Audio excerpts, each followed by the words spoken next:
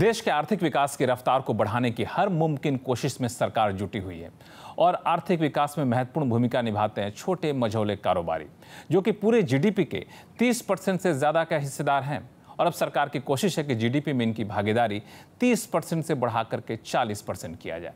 और इसके लिए सरकार समय समय पर एमएसएमई के लिए कई सारी योजनाओं का ऐलान करती है, जिसमें सस्ती दरों पर कर्ज मुहैया कराना, समाधान योजना या फिर इस तरह की दूसरी योजनाएं। लेकिन इन सारी योजनाओं का फायदा एमएसएमई पूरी तरह से उठा सके, ये एक बड़ी चुनौती होती है। और इसके लिए सरकार ने एमएसएमई मंत्रालय के जरिए उद्यम रजिस्ट्रेशन पोर्टल की शुरुआत की है। सरकार का मकसद है उद्यम रजिस्ट्रेशन पोर्टल के जरिए सभी उद्यमियों को एक प्लेटफॉर्म पर लाया जाए। अगर आप एमएसएमई उद्यमी हैं तो आपका उद्यम रजिस्ट्रेशन जरूरी है। ये बेहद आसान और बिल्कुल फ्री है। इसके लिए आपको कोई डॉक्यूमेंट भी अपलोड नहीं करना होता। जरूरत है सिर्फ आधार और पैन की। उद्यम registration.gov.in पर लॉग ऑन करें। रजिस्ट्रेशन के लिए दिए गए टैब पर क्लिक कर मोबाइल से लिंक आधार नंबर और अपना नाम भरें। मोबाइल पर आए ओटीपी को अंकित कर कंपनी और पैन की जानकारी भरें। 6 से 10 नंबर तक मांगी गई जानकारी भरने के बाद 11 और 12 नंबर पर इकाई का नाम और पता दर्ज करें। 13 नंबर पर कंपनी का आधिकारिक पता भरें। 15 नंबर पर उद्यम का स्टेटस भरना है, फिर बैंक अकाउंट डिटेल्स भरें। 17 नंबर पर मैन्युफैक्चरिंग या सर्विस का चुनाव करें। 18 नंबर पर एनआईसी कोड दाखिल करें। कंपनी में नियोजित व्यक्तियों की संख्या भरें। डिटेल वेरीफाई होने पर 20 और 21 नंबर की जानकारी खुद भर जाएगी। ई मार्केट एंड ट्रेड्स पर रजिस्ट्रेशन के लिए 22 और 23 नंबर पर हाँ चुनें। मोबाइल पर आए ओटीपी को भरकर फाइनल सबमिट करें। रजिस्ट्रेशन पूरा होने के कुछ दिन बाद आपको आपका उद्यम सर्टिफिकेट इसी पोर्टल पर मिल जाएगा। तो आगे बढ़ो इंडिया। तो देखा आपने, उद्यम रजिस्ट्रेशन पोर्टल पर रजिस्ट्रेशन कराना कितना ज़्यादा आसान है। जिन एमएसएमई ने अब तक रजिस्ट्रेशन नहीं कराया है, उनके लिए आज हम लेकर आए हैं एक खास कार्यक्रम, आगे बढ़ो इंडिया। हमारे साथ इस बारे में चर्चा करने के लिए मौजूद हैं 3 खास मेहमान। श्री आतिश सिंह जी, जो कि ज्वाइंट सेक्रेटरी हैं छोटे मझोले मंत्रालय, जिसको एमएसएमई मंत्रालय कहते हैं, उसके। दूसरे खास मेहमान हैं राजीव चावला साहब, जो कि चेयरमैन हैं IMSME ऑफ इंडिया के, और HP कुमार साहब, जो कि सीनियर एडवाइज़र हैं PhD इंडस्ट्री चैम्बर के, और इससे पहले NSIC के चेयरमैन भी रह चुके हैं। आप तीनों का बहुत बहुत स्वागत है इस खास कार्यक्रम में। आगे बढ़ो इंडिया, जैसा कि हमने कहा कि इसके लिए ज़रूरी है कि एमएसएमई भी तेज़ी से आगे बढ़े। सबसे पहला सवाल आतिश सिंह साहब आपसे होगा कि ये जो हम लोगों ने उद्यम रजिस्ट्रेशन पोर्टल की शुरुआत की है, अगर कोई एमएसएमई आपसे ये पूछना चाहे कि हमें इसके तहत रजिस्ट्रेशन कराना क्यों ज़रूरी है, हम क्यों रजिस्ट्रेशन कराएं, इससे क्या फ़ायदा होगा हमें? तो सबसे पहली बात तो यह है कि अगर आप उद्यम रजिस्टर अपने आप को कराना चाहते हैं, सबसे अहम और सबसे इम्पोर्टेंट बात यह है कि ये एक परमानेंट रजिस्ट्रेशन है। और उसके अलावा ये एक सेल्फ डिक्लेरेशन, जैसे आपने समझाया, खुद ही बताया कि ये बहुत मिनिमम डॉक्यूमेंट्स चाहिए और सेल्फ डिक्लेरेशन पे बेस्ड है। दूसरी जो इम्पोर्टेंट बात है इसका, अगर आप उद्यम रजिस्टर्ड हैं तो आपको रिन्यूअल कराने की ज़रूरत नहीं है। और आपके पास जितनी भी अगर आप एक ही रजिस्ट्रेशन से जितनी भी आप एक्टिविटीज़ करते हैं, चाहे वो मैन्युफैक्चरिंग के क्षेत्र में हो या फिर सर्विस के क्षेत्र में हो, वो सारे की सारी एक्टिविटीज़ आप एक ही जगह पे आप रजिस्ट्रेशन के अंदर पा सकते हैं। साथ के साथ इसके सबसे जो बड़ी आपको इसमें फ़ायदा होगा रजिस्ट्रेशन कराने से, आपको जितनी भी गवर्नमेंट की स्कीम्स हैं, चाहे वो मिनिस्ट्री ऑफ एमएसएमई की स्कीम्स हैं जो कुल मिला के कोई 25 की स्कीम्स चलाती हैं, भारत सरकार के डिफरेंट डिपार्टमेंट्स हैं जो एमएसएमई स्पेस में ऑपरेट करते हैं, जैसे मिनिस्ट्री ऑफ फूड प्रोसेसिंग है, मिनिस्ट्री ऑफ माइंस है, ministry of textiles and so on and so fourth. You will be able to derive the benefits and incentives of the schemes which are being offered by these ministries and departments. तीसरा, आपको बहुत सारे state governments हैं जिनके पास तमाम तरह के schemes और बेनिफिट्स अवेलेबल है एमएसएमईज़ को। अगर आप उद्यम में रजिस्टर्ड आप वो वाली स्कीम्स का फ़ायदा भी उठा सकते हैं। जो बहुत पुरानी डिमांड थी इंडस्ट्री की, रिटेल और होलसेल ट्रेड को भी इसके अंदर लाया जाए, उसको भी हमने एमएसएमई उद्यम रजिस्ट्रेशन के अंदर जोड़ दिया। और अब एक स्पेसिफिक उसके अंदर एक इंसेंटिव दिया है कि जो भी इसमें रिटेल और होलसेल वाले एमएसएमई रजिस्टर करेंगे उनको प्रायोरिटी सेक्टर लेंडिंग का क्लासिफिकेशन का फ़ायदा मिलेगा। एक भारत सरकार की एक और इम्पॉर्टेंट स्कीम है स्ट्रीट वेंडर स्कीम, वो भी हमने इसके अंदर स्ट्रीट वेंडर्स को भी एमएसएमई में जोड़ दिया, so that they also join the formalisation process. जितनी भी समस्याएं हैं एमएसएमई सेक्टर को, चाहे वो एक्सेस टू फाइनेंस हो, एक्सेस टू क्रेडिट हो, एक्सेस टू इक्विटी हो, एक्सेस टू टेक्नोलॉजी हो, टूलिंग की ज़रूरत है, डिजिटाइजेशन दोनों में जाने की ज़रूरत है, एक्सपोर्ट बढ़ाने की ज़रूरत है। सारी जो समस्याओं को उन स्कीम से समाधान पा सकते हैं। तो इसमें दो चीज़ें मैं समझ पा रहा हूँ। एक तो इस रजिस्ट्रेशन कराने के बाद सरकार की जितनी भी योजनाएं हैं उस योजना का फ़ायदा इस पोर्टल के जरिए आप उठा सकते हैं ज़्यादा आसानी से, आपको सब कुछ एक तरह मिलेगा। और दूसरी, अगर कोई दिक्कत भी हो तो उसके समाधान की व्यवस्था यहाँ पर की गई। इसको डिटेल में चर्चा करेंगे आपसे। लेकिन चावला साहब, 2020 में सरकार ने इसकी शुरुआत की थी। अब तक मैं समझ पा रहा हूँ कि इसके तहत जो रजिस्ट्रेशन हो पाया है उसको लेकर के आपको क्या लगता है, कितने कारगर हो पाए रजिस्ट्रेशन? यदि मैं आज की डेट देखूं MSME मिनिस्ट्री की वेबसाइट पे, तो लगभग 87 लाख रजिस्ट्रेशन आज की डेट में है। और वो देश जहां हम देखते हैं कि लगभग 6 करोड़ से अधिक MSMEs हैं, तो वहाँ 87 लाख या 1 करोड़ तक की लगभग जो फिगर है, यानी अभी बहुत बड़ा वर्ग अभी MSME के रजिस्ट्रेशन की महत्ता को समझ नहीं पाया है। कोई भी उद्यमी अपने ज़रूरत के हिसाब से GST में रजिस्ट्रेशन कराता है, पैन लेता है, इनकम टैक्स के रिटर्न्स भरता है।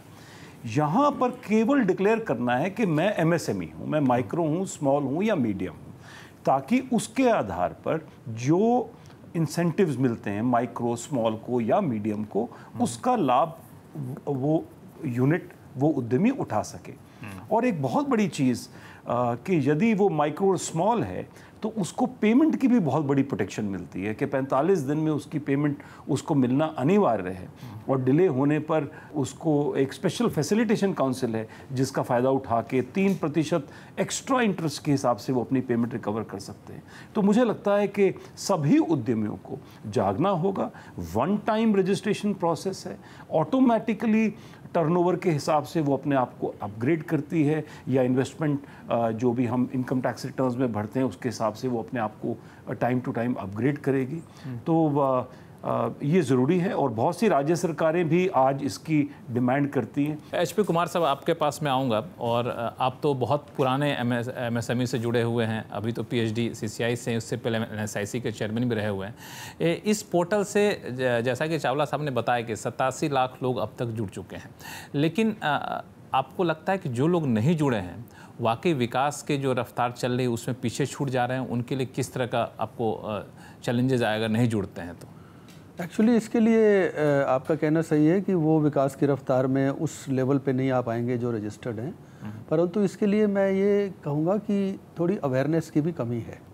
जो इनफॉर्मल एंटरप्राइजेज़ हैं जो कि 6 करोड़ 30 लाख के आसपास हैं गवर्नमेंट डेटा के अनुसार, और 1 करोड़ से कम अभी उद्यम रजिस्ट्रेशन पे आई हैं, तो बाकी 5 करोड़ एंटरप्राइजेज़ एक तो इस वजह से कि उनको थोड़ी घबराहट होती है कि अगर वो फॉर्मल एंटरप्राइजेज़ में कन्वर्ट होंगी तो उनको बहुत ज़्यादा फॉर्मेलिटीज़ पूरी करनी पड़ेंगी, डॉक्यूमेंटेशन और रिटर्न फाइल करने पड़ेंगे, और टैक्स वगैरह का इम्प्लीकेशन उनको थोड़ा चिंता का एक विषय बनता है उनके लिए। तो इसके लिए उनको अवेयर कराने की ज़रूरत है थ्रू वेरियस कैंपेन्स और प्रोग्राम्स, या मीडिया के थ्रू भी बहुत अच्छा तरीके से किया जा सकता है। ऐसा नहीं है कि लोग फॉर्मल सेक्टर में आना नहीं चाहते, पर उनकी जो भ्रांतियां हैं, उनके जो घबराहट, डर है कि फॉर्मल सेक्टर में आने से और रजिस्ट्रेशन कराने से, एक तो रजिस्ट्रेशन की प्रक्रिया उनको लगता है कि शायद बहुत कॉम्प्लिकेटेड है, जबकि ऐसा है नहीं, जबकि बहुत सिंपल है। सर, ये इन्होंने एक बड़ी अच्छी बात कही कि लोगों में जागरूकता फैलाना, अवेयरनेस फैलाना एक बड़ा चैलेंज है। तो सरकार इसमें किस तरह की रणनीति अपना रही है? क्या इंडस्ट्री चैम्बर के साथ मिलकर आगे बढ़ना चाहती है?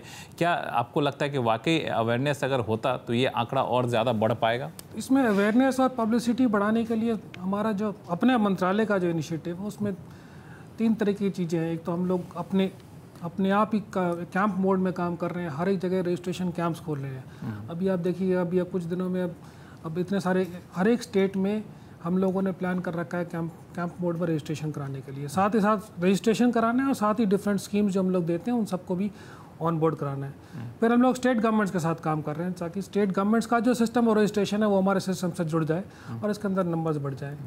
तीसरा, हम लोग चाहते हैं एसोसिएशंस और डिफरेंट बॉडीज़ जो अवेलेबल है, जो ग्राउंड पे काम कर रही हैं, उनके साथ मिल के काम करके और रजिस्ट्रेशन का नंबर बढ़ाने की कोशिश करते हैं। इसमें एक सवाल मेरे मन में ये आया है कि 2020 में हम लोगों ने उद्यम पोर्टल की शुरुआत की है। एमएसएमई तो उससे पहले से हैं और अलग अलग स्कीम का फ़ायदा उठाते हैं, रजिस्ट्रेशन भी करा चुके हैं। तो जो पहले से रजिस्टर्ड हैं, क्या उनको भी इसके तहत अपने आप को दोबारा रजिस्टर्ड कराना पड़ेगा? जो नोटिफिकेशन, गजट नोटिफिकेशन निकाला गया था, उसके अंदर इस साफ साफ क्लियरली मेंशन किया गया था, अगर आप उद्यम आधार मेमोरेंडम पर रजिस्टर्ड है, जो पुराना सिस्टम है, पुरानी जो प्रणाली है, UOM है, उससे अगर आपको इसके अंदर माइग्रेट करना है तो आपको री रजिस्टर कराना पड़ेगा।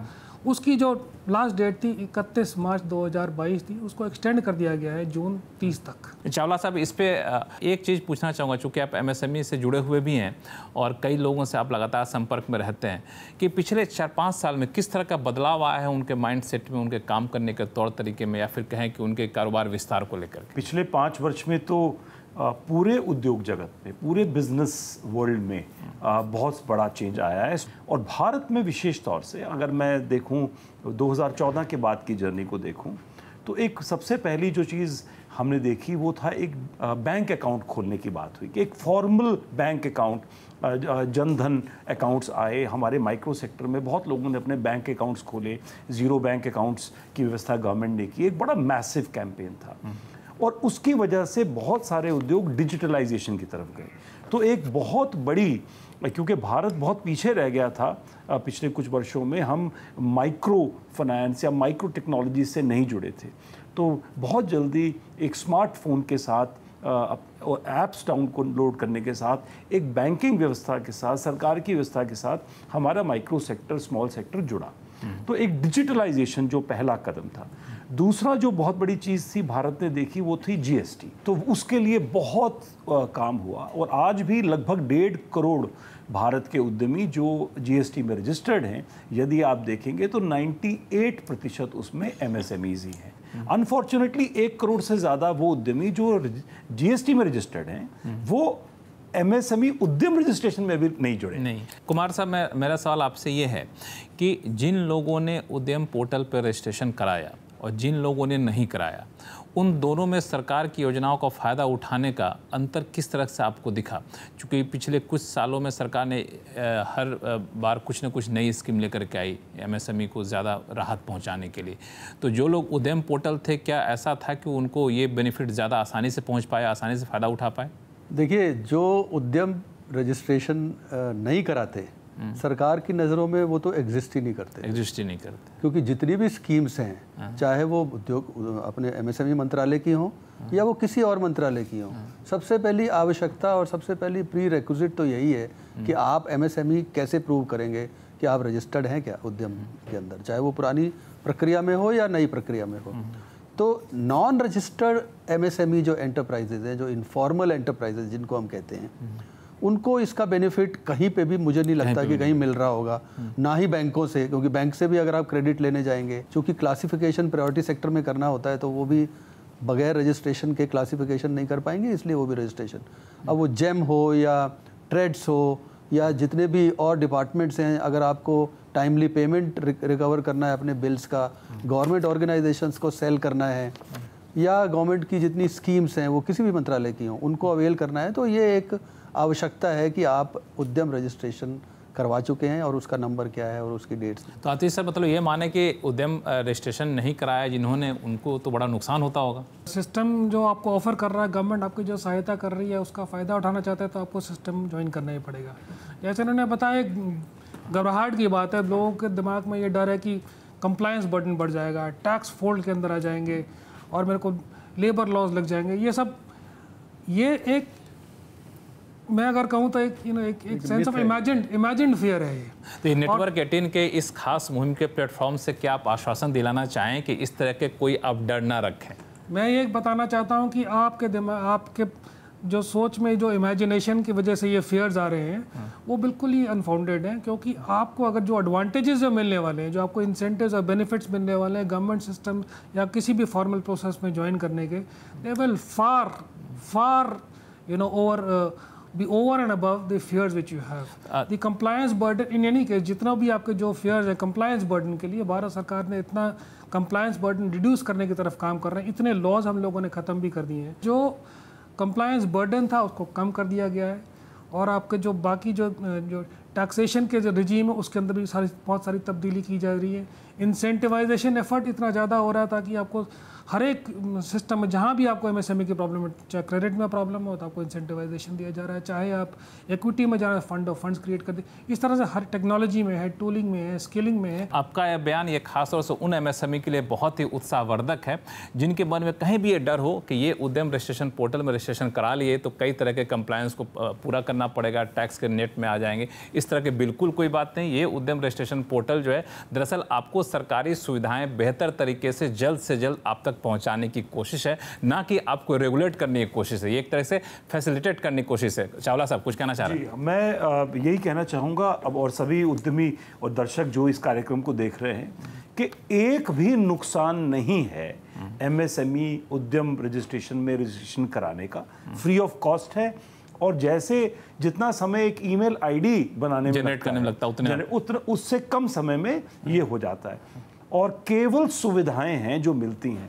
और एक बहुत इंपॉर्टेंट चीज़, रजिस्ट्रेशन ना कराने के तो नुकसान है, और कराने का सिर्फ फायदे ही फायदे। तो आप लोगों की बातचीत का असर कितना ज़्यादा पड़ रहा है इसका अंदाज़ा आप इसी बात से लगा सकते हैं कि जब हम लोग ये चर्चा कर रहे हैं, हमारे दर्शक इस शो को देख रहे हैं और नेटवर्क 18 के इस खास मुहिम आगे बढ़ो इंडिया, तो इस शो के चलते चलते जहां इस पोर्टल पे अब तक करीब 87 लाख लोग रजिस्ट्रेशन के आसपास थे, अब वो 1 करोड़ के आसपास छूने वाला होती है। खुशखबरी दे दूं कि इसका असर कितना ज़्यादा, और अवेयरनेस जो आपने कहा ये बहुत ज़रूरी यहाँ पे होता है। तो इस पोर्टल के जरिए, उद्यम रजिस्ट्रेशन पोर्टल के जरिए, सिंह साहब क्या ये मानो कि आगे चल के हम लोग किसी तरह की और व्यवस्था बढ़ाएंगे ताकि लोग इसमें ज़्यादा आकर्षक कर? जैसे मेरे मन में एक विचार आया कि क्यों ना हम एमएसएमई की रेटिंग कर दें इस पोर्टल के जरिए ही, कि जहाँ दिखे कि कौन सा एमएसएमई ज़्यादा क्वालिटी प्रोडक्ट देते हैं, कौन सा एमएसएमई ज़्यादा मजबूत हैं, या कुछ ऐसा करें जैसे सिविल स्कोर होता है, कुछ उस टाइप से करें ताकि इसकी पॉपुलैरिटी और बढ़े, इसकी उपयोगिता और ज़्यादा बढ़े। तो ये जो आप बात पूछ रहे हैं, ये आप जो एक इंडेक्स बनाने की बात कर रहे हैं या कुछ एक रेटिंग मॉडल बनाने की बात कर रहे हैं,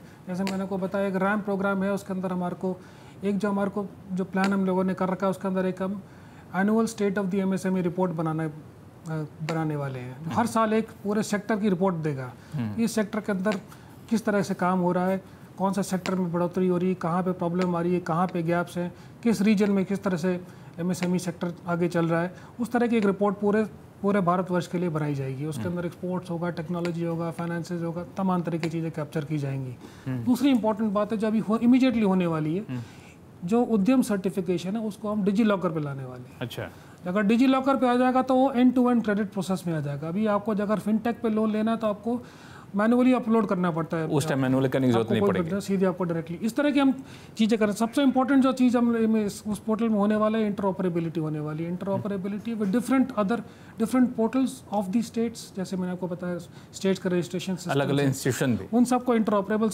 आपका अगर हरियाणा में रजिस्टर्ड तो आप ऑटोमेटिकली इसमें भी रजिस्टर हो जाओगे।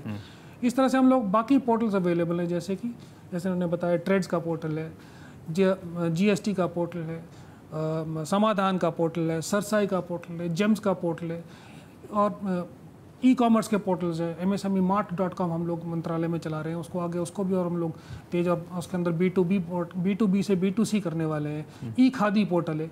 ये सारे पोर्टल्स को हम लोग इंटरऑपरेबल कर देंगे। इसका मतलब यूनिवर्सल पोर्टल बन जाएगा। उद्यम से ही आप कहीं पे भी आप ई खादी में भी जा सकते हैं, ई क्रेडिट में भी जा सकते हैं, अकाउंट एग्रीगेटर्स में भी जा सकते हैं, जेम्स में भी जा सकते हैं। तो ये सारे के सारे पोर्टल इकट्ठे हो जाएंगे और आपको ईज ऑफ डूइंग बिजनेस का एक बड़ा प्लेटफॉर्म बन के आ गया। कुमार साहब, आप कुछ जोड़ना चाहेंगे? चूंकि मुझे तो लग रहा है कि रोड मैप इनका बहुत ही रोबस्ट है कि बहुत सारी चीज़ें करने वाले इस पोर्टल का दायरा बढ़ाने के लिए। नहीं, मैं बिल्कुल सहमत हूँ इनके जो फ्यूचर प्लान्स हैं। केवल मेरा एक ही सजेशन है, एमएसएमई सेक्टर के कंट्रीब्यूशन को अगर हमें सब्सटेंशियली बढ़ाना है तो जो 5 करोड़ इनफॉर्मल सेक्टर एंटरप्राइजेज हैं उनको भी तो लाना पड़ेगा ना फॉर्मल सेक्टर में। उनको लाने से ही उनकी जो डेटाबेस है सारा वो कैप्चर हो जाएगा। उसमें जीएसटी का भी एडवांटेज है, उसमें कॉरपोरेट टैक्सेशन का भी एडवांटेज है, उसमें लेबर फोर्स जो उसमें लगी हुई है उनको भी सहूलियत मिलेगी। तो ओवरऑल इकोसिस्टम जो इंडस्ट्री का है, जो कि एमएसएमई सेक्टर का है, इनफॉर्मल एंटरप्राइजेस का, वो इम्प्रूव होगा। और वो तभी हो सकता है जब ये उद्यम रजिस्ट्रेशन को उन तक पहुंचाया जाए। और उसको पहुंचाने के लिए हमें थोड़ी सी मेहनत करनी होगी। मैंने जैसे पहले भी बताया कि जगह जगह कैंप्स लगाने होंगे, जगह जगह एसोसिएशंस के माध्यम से, इंस्टीट्यूशंस के माध्यम से उन क्लस्टर्स में जाके इनफॉर्मल एंटरप्राइजेस को इकट्ठा करके और उनको रजिस्ट्रेशन की सुविधा देनी चाहिए। कुछ आप जोड़ना चाहेंगे? जो शो का टाइम अब खत्म हो रहा है, आतिश सिंह साहब। नहीं, बस मैं यही कहना चाहता हूँ सब आपके चैनल के माध्यम से कि जो लोग ये प्रोग्राम देखें, ज़्यादा से ज़्यादा लोग उद्यम रजिस्ट्रेशन की तरफ आएँ। इस स्कीम, इस सिस्टम को ज्वाइन करने से सिर्फ फ़ायदा ही फ़ायदा होने वाला है। फ़ायदा। Last word. बस ये कहूँगा कि मैं सरकार के इस इंटीग्रेशन मॉडल से बहुत प्रभावित हूँ और मैं चाहता हूँ ये जल्द से जल्द हो, क्योंकि ईज़ ऑफ डूइंग बिजनेस में ये एक कदम आगे ही होगा। और एमएसएमई रजिस्ट्रेशन मेरे सभी उद्यमी साथी कराएं, जिन्होंने आज तक नहीं कराई है वो ज़रूर कराएं, ऐसा मेरी अपील भी रहेगी उनसे। चलिए, तो आतिश सिंह साहब आपका, चावला साहब आपका, कुमार साहब आपका बहुत बहुत धन्यवाद हमारे इस खास शो में जुड़ने के लिए। तो ये थी नेटवर्क 18 की खास पेशकश आगे बढ़ो इंडिया। हमने जाना कि एमएसएमई के लिए उद्यम रजिस्ट्रेशन कराना क्यों ज़रूरी है और विकास की मुख्य धारा से जुड़ने के लिए सरकार के साथ साथ हमारी भी कुछ जिम्मेदारियां हैं और हम ये अपेक्षा रखें कि एमएसएमई इस जिम्मेदारी को निभाएंगे और देश के विकास में मजबूत धुरी बनेंगे। नमस्कार।